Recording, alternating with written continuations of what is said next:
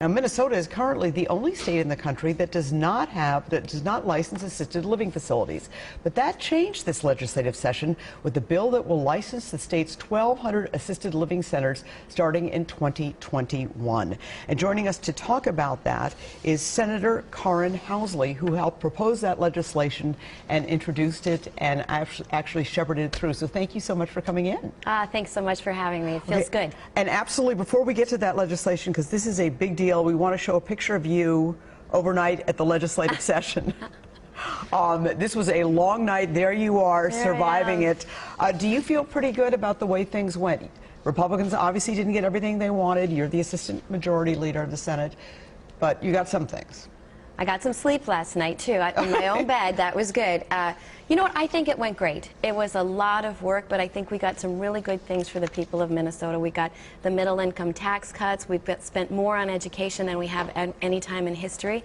And we got my elder care bill passed and signed into law. So it was a huge success. Let's talk about this, because it's remarkable, and I think it's going to be remarkable to a lot of people, that Minnesota's 1,200 assisted living facilities, 50,000 residents, not regulated, not licensed. That changed with this bill.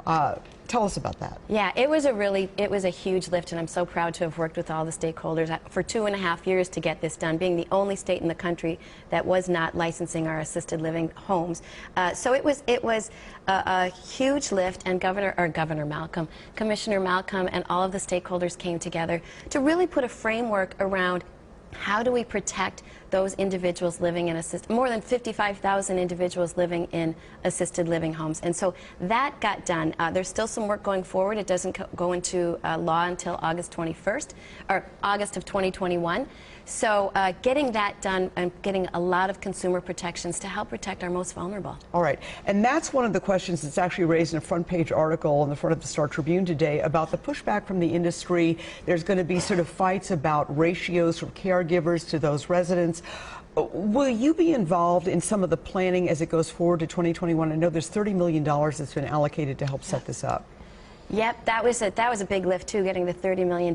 But our seniors are worth it, and I had to keep pushing for that to make sure we did get the funding. But I will be involved in that process, just like I was the last 2.5 years, to make sure that this is a priority and it gets done.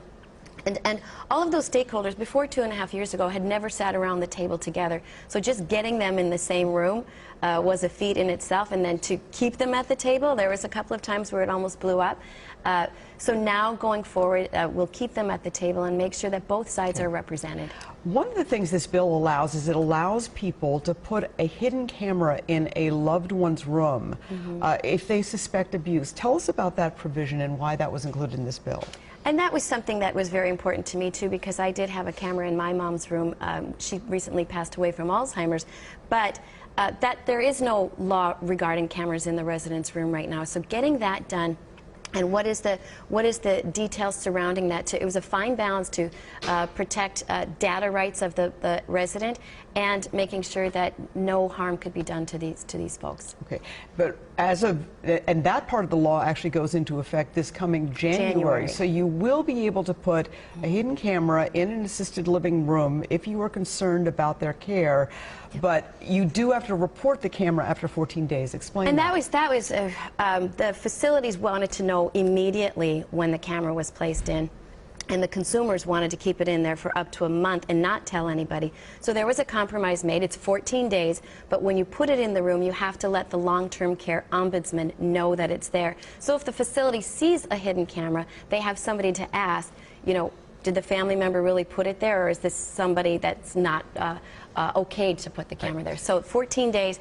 and then you have to, but if you find anything, if you do see some harm being done to the resident, you have to report it immediately to the authorities. And this assisted living bill, the bulk of it doesn't go into effect until 2021. What should people do in the meantime, because that is 2 years from now, if they're concerned about an assisted living situation? Again, more than 55,000 Minnesotans in these homes. You can contact the long-term care ombudsman. Also in this bill, which is with the state. Yep, Department of Health. We have hired 16 more long-term care ombudsmen.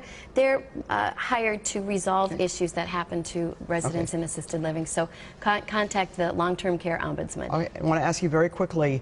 You ran against Senator Tina Smith. You did lose.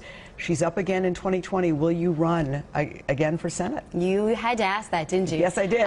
You know what? I'm still thinking about it. Today I'm going to spend the day with the family, and over this next week we're going to discuss it because I know I can get things done, and I'm still waiting 2 years. Tina Smith and hasn't gotten anything done for Minnesota, so we do deserve representation, and I'll keep you posted, Esme. Okay, well, we will have Senator Smith back there. I'm sure she has something to say about that. But thank you so much, Senator Housley. Obviously, we'll follow that race and we'll follow the development of this bill. Thank you. Okay.